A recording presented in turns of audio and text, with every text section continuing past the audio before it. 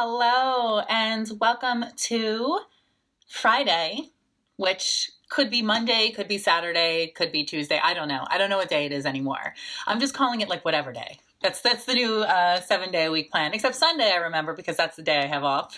But today is Friday if you're watching this live on Facebook, or if you're watching it like in instant replay on IGTV, on Facebook somewhere else, or on my YouTube channel.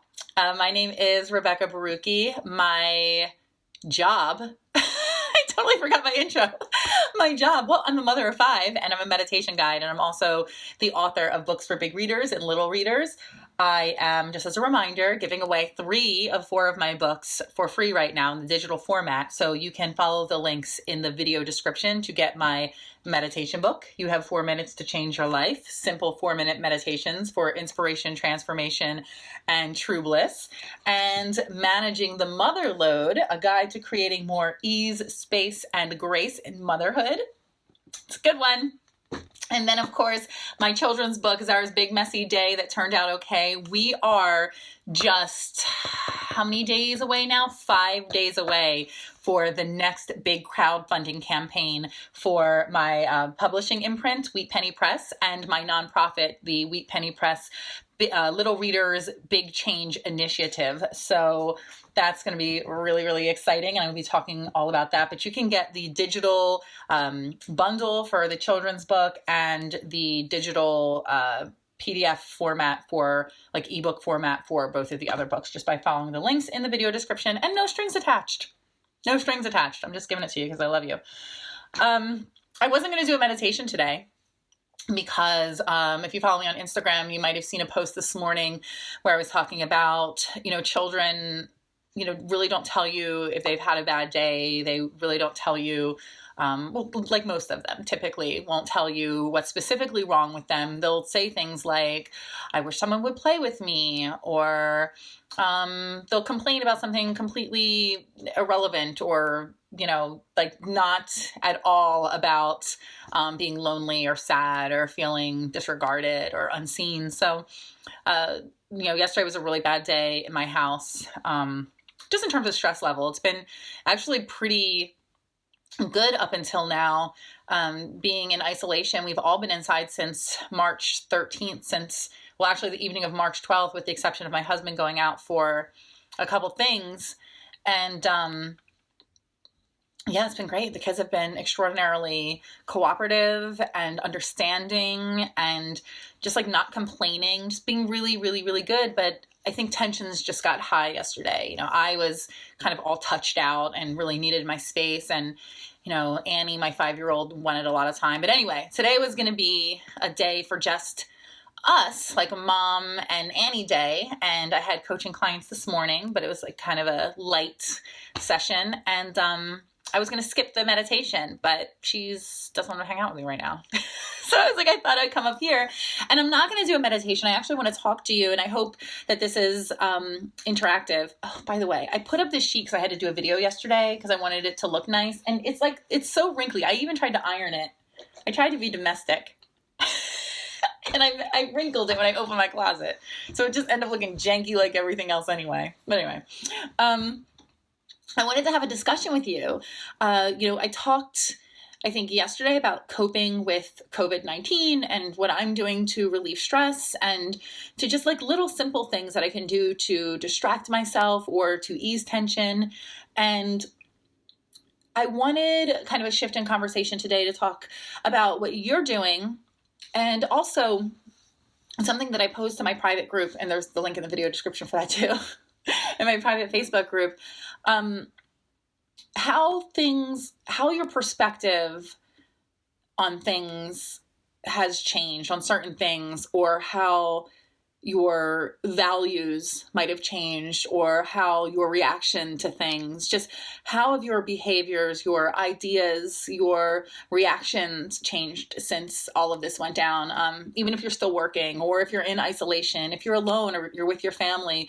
I know a lot of people have had some pretty big shifts, not only about how this is affecting them, right, personally, but also how they want to show up in the world, their viewpoint on world issues. So what I asked my group was, what was something that you worried about or were really involved in or consumed by in February that no longer really matters?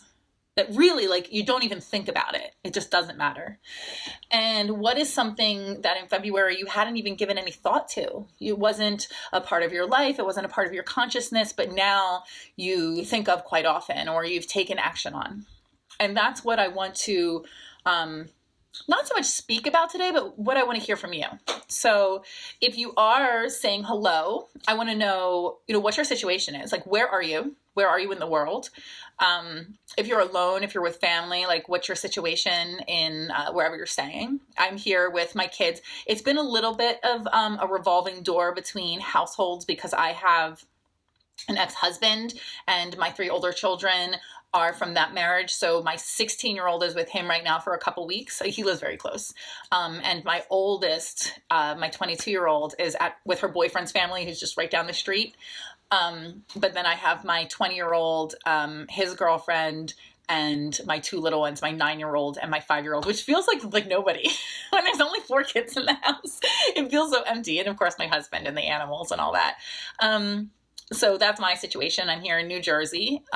It is a hot spot. It's getting quite scary. We're right here by New York City, and New York now, they're reporting, has more confirmed cases of COVID-19 than any country in the world. So New York has more cases than any country in the world.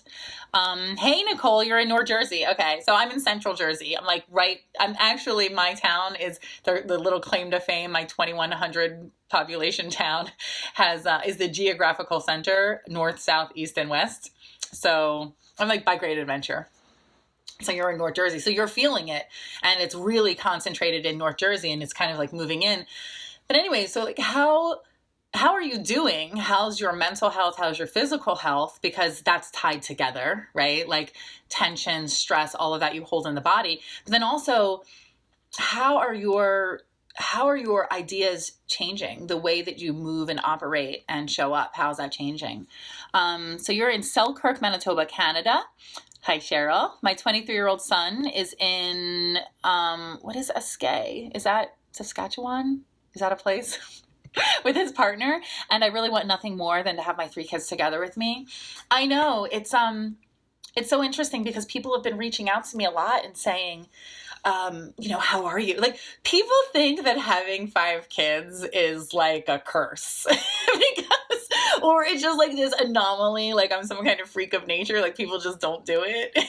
And especially my friends who are New Yorkers who, like for a lot of reasons, because they're professionals or they pursued an education or because it's freaking expensive, put off having children to later years. So my kids were like teenagers really and older when my friends started having children. So they're having babies and I'm like sending kids like off to college.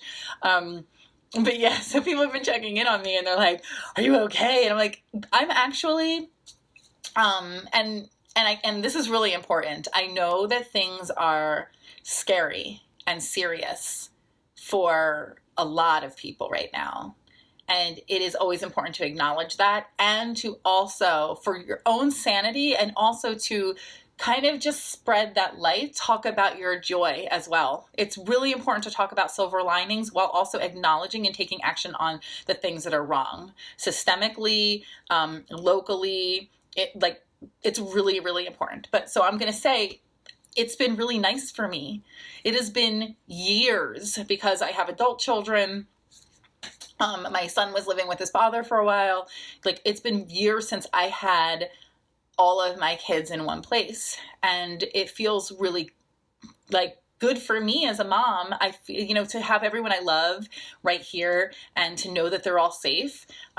It's been a really beautiful time for me in spite of, I wish it didn't take this for it to happen. I wish my daughter was graduating from college, having her college graduation. She's, a first gen graduate. So she's like first person from our family to graduate from college. And it was a really, really big deal. So she's she's going to graduate, but she's not having her graduation ceremonies.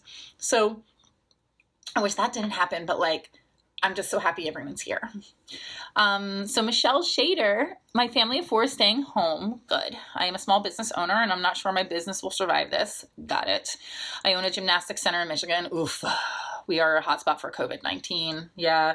I've been reading really, really scary things out of Michigan, really disturbing things about the Black population. In Detroit, and how the disparity of that, of the deaths and the illness among marginalized communities is really just freaking scary and disturbing and terrible and expected. My kids both take jujitsu, and it was a really hard decision for us because we love our sensei so much and he's like family. But with us, like our income just went to zero. It went from like, I had all this work lined up. My husband had all this like photo shoots and events lined up, and it just disappeared like that. And we wanted so badly to be able to still like pay for all the things like guitar lessons and jujitsu to help support the people we love. And it was a really hard call to make, to call him and say, we just can't do it. Like, we can't do it this month. We have to suspend our membership. And because he has a family and we love him. So I get it. It's yeah. It's where I am right now, especially for my mental health, is sinking myself into the work that's important to me, like my Zara campaign that's coming up, and making the important phone calls, calling the creditors, calling the mortgage company and saying like, hey, we're trying to do it. And if we don't, this is what's up, because we don't want to get so far behind. And just taking it day by day, like doing the next right thing and being really, really grateful that we have food. Like, that's what it is. Like, today, my husband went grocery shopping and we had food. And by the way, if you're watching, I also have links for direct giving in the video description. If you want to give directly to a fund supporting Black and Indigenous women of color that's being hosted by Rachel Ricketts, you can do that with a link. And also, there's a link for giving food directly to families. And when I say direct giving, that means there's no organization, there's no admin fees that you're paying. It's that 100% of your money is going to the people, right? Like, everyone's volunteering, everyone's working for free. So my good friend Jen Pasteloff has a fund that you can contribute to. And equally important, if you are struggling to make ends meet and you're struggling to put food in your pantry, there's a link there on beinghuman2020.com where you can apply for a $100 gift card for groceries. And it's not a lot, but it's a beautiful thing that she's doing. And you can go and get that. So like this morning, my husband went grocery shopping. The debit alert came through my account because it was more than like my alert setting.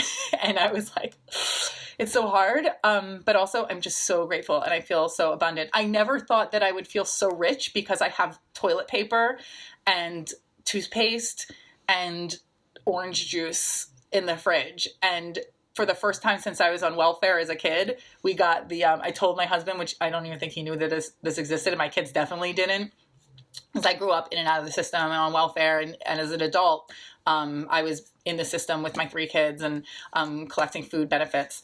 But when we were young, we'd get the frozen orange juice, the concentrated orange juice in a can, and it's not just for poor folks. It's just like what we got. And I didn't know that orange juice came in a bottle. So I remember the first time I had pumpkin, I was like, what? This is like some rich people stuff. So, I told my husband, I was like, get the canned orange juice.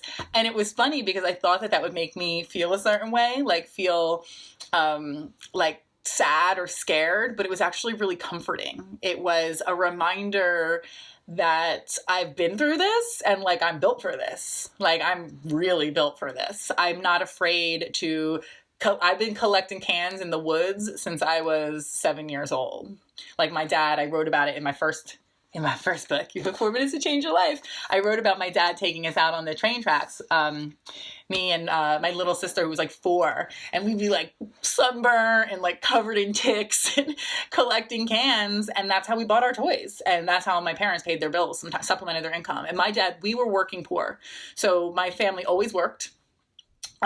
Which also gives me great compassion when people are talking about poor people being lazy or whatever. I'm like, F all y'all, because my dad worked 7 days a week. 7 days a week, he was up on a roof. He was, working his butt off. My mother worked in a grocery store. this is like, I grew up in a working poor family, and we were always living behind or under the poverty line. So I have mad respect for working people. And yeah. So anyway, orange juice. But I thought that that was going to make me feel a certain way. And it actually was just like, okay, like, we can do this. We can figure this out. And for the folks that like just can't figure it out, that don't have a partner or the privilege of a warm home or whatever, like, we got you. Like, we got you. We've been trying our best. We freed up a lot of money not paying our mortgage. So I've been able to, give a lot more. So Nicole says, resourcefulness, yes. Your dad stripped copper wire for extra money in the 70s. Yeah. The copper wire. Stripping the copper wire, and then when the houses were abandoned, going into the walls and getting the copper pipes. Yeah. I know all about that life. I know recycle centers very well. I'm not talking about like, we didn't have like the bottle deposits where you go get a nickel. Like, we would straight up sit in my backyard or my little brick row home where I grew up, and we'd crush all the cans and put them in bags, and we'd haul them in my dad's pickup truck. And he was in construction, so he used to take like the aluminum siding back when it was still aluminum. And we go to the recycle center and we get our money. And it's so funny because, and I want to talk about perspective change again. And again, I'm rambling, but I'm not rambling, I'm telling stories. I want to know what mattered to you before that doesn't matter now, and things that you never even thought about that weren't in your consciousness before that now are like on your mind, on your heart. And in a positive way too. Like, things like maybe you didn't consider yourself an advocate or an activist before. You didn't consider yourself someone who like just wanted to give a lot, or you felt like you didn't have enough to give, but now you find yourself volunteering for things or reaching out and helping. Like, things like that too. But I wrote about perspective change specifically, and You Have 4 Minutes to Change Your Life, because I used to carry a lot of shame about the fact that we used to collect cans for money, and I didn't want anyone to know, and I was just so embarrassed, and I was actually angry at my father and thinking he was like irresponsible and he wasn't a good father because he did that with us.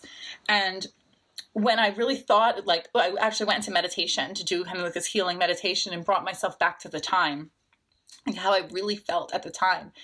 And I discovered that I actually loved doing that with my dad. And it had been this magical experience. And I recognized my dad as this really resourceful and playful, childlike person who didn't carry shame about things like that. Like, just did what he had to do for his family. And it was like, F all y'all, like, I'm gonna do this for my family because this is what it takes. Like, you throw stuff out that's valuable, I'm picking it up. And I remember, like, the meditation, it came to me that I was down on the train tracks. I don't know if you know Old Milwaukee Beer.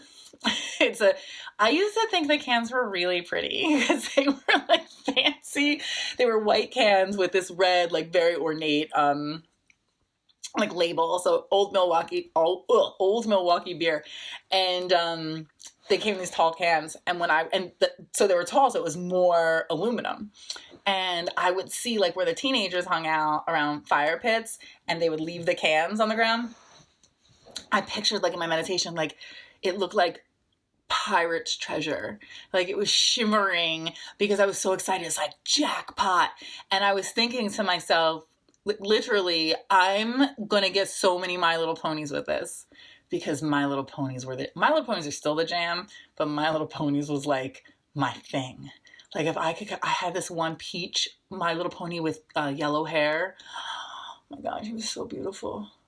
So beautiful. So, like, I want to go back. I want to go collect some cans of My Little Ponies.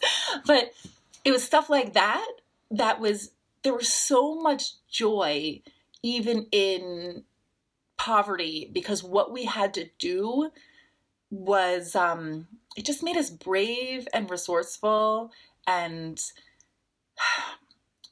the ingenuity that comes with like having to figure stuff out.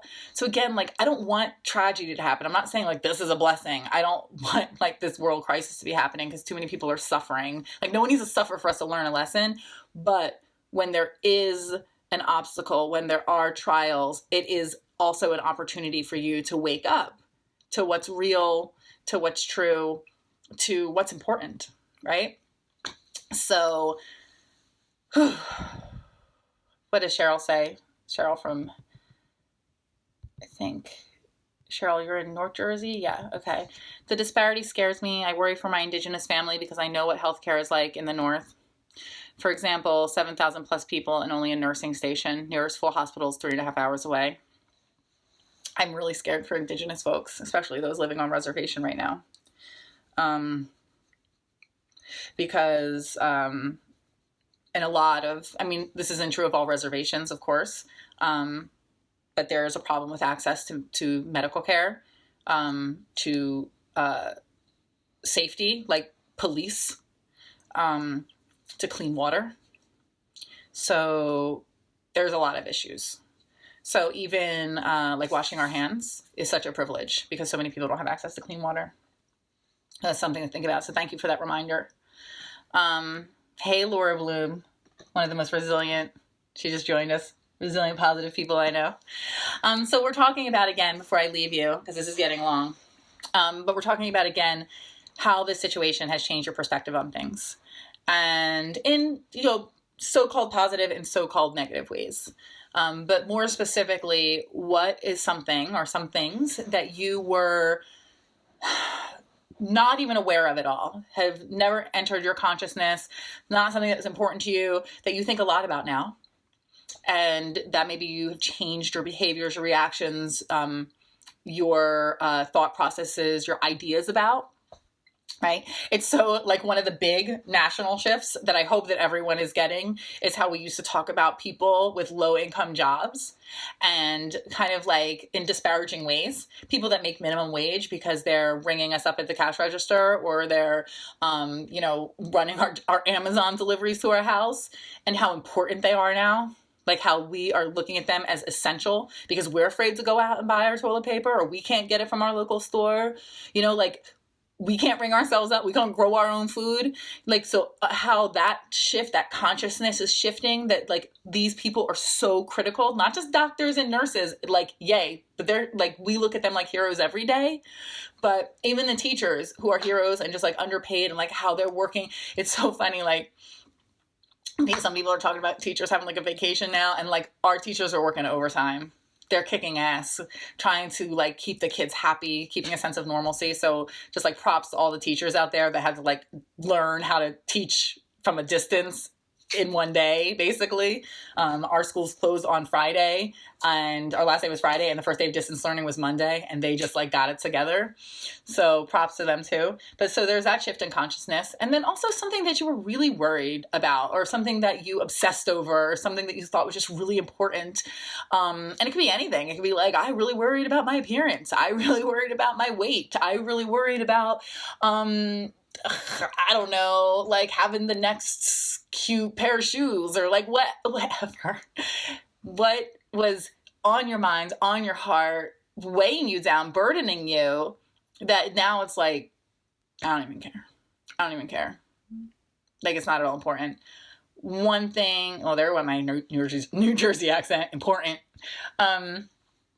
One thing that I'll say is that one thing I'm super blessed for and grateful for is that this hasn't been the scariest thing I've been through. I actually feel really held and fortunate and privileged right now, because I've been in places where my belly was empty and I was super hungry, and I've been in places where I didn't know where I was going to be able to stay that night, like things like that, when my safety wasn't guaranteed, my physical safety.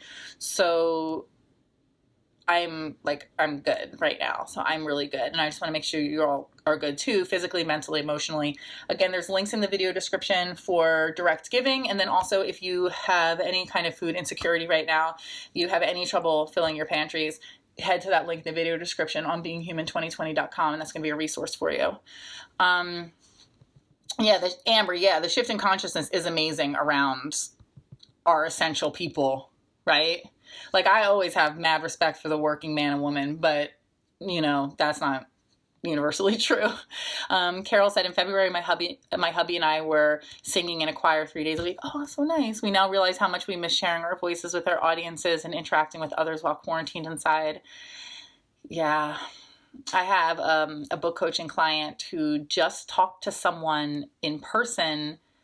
She's a therapist, so she talks to people, via video chat every day, but she just talked to someone in person for the first time in 3 weeks, and she was like in a heap of tears because she didn't even realize how much she was missing that not even touch, but just that interaction of face to face. Because she lives alone. She lives alone in New York City. So yeah. There's a lot that we take for granted. Like, I go to church now online, which is like cool, like convenient, but yeah, there's a lot we take for granted that we didn't know what was truly the most valuable things in our life. So thank you for sharing that, Carol. Cheryl says, I'm so appreciative for the essential workers, food stores. This has made me really think about becoming more self-sufficient with food stuff. Yes, us too. Repurposing and lessening our waste. The situation has also reaffirmed for me that we need to follow the natural cycle of life more. Yeah. We have land. We have 8 acres. We're super, super fortunate. So the kids get outside every day. We have a play set. They're exercising, doing basketball, which is also very helpful. But we have chickens, and we have farm animals, but our pigs and goats don't do anything. So what we are going to do, we have more chickens coming. We have baby chicks that were orphaned because they were from a kindergarten class that isn't in session anymore. So the teacher has them at home. I'm like, what am I going to do with these chickens? So we're adopting some baby chicks that are coming this week. And we are also, my husband's looking into different food sources, raising rabbits. We're replanting our garden, which we haven't done for years. So just like we haven't really had access to a lot of fresh stuff because the supermarkets are sparse. But yeah, we're thinking about that too. It's weird. You know, you take for granted just like going to the supermarket and getting stuff off the shelf. And yeah, it's weird. Anyway, yeah, this is really long. I feel like I've been talking for like a half an hour. I love you all so much. I appreciate you showing up, sticking around, interacting. If you're watching this in replay, please keep leaving your comments. I want to hear from you. I want to talk to you. I think communication through this time and connecting with just heart to heart and energy to energy is super important to, keep our sanity about us, and as well as our physical health. And yeah, just praying for you all, and I appreciate you all. I say it 3 times just to make it sink in. I love you. I love you. I love you. That is real. It's real. This community is my medicine. And thank you for just being you. You fabulous people. And don't mind my wrinkly backdrop, because that's just my janky style. I love you. I'm so thankful for you, Amber. I'll see you.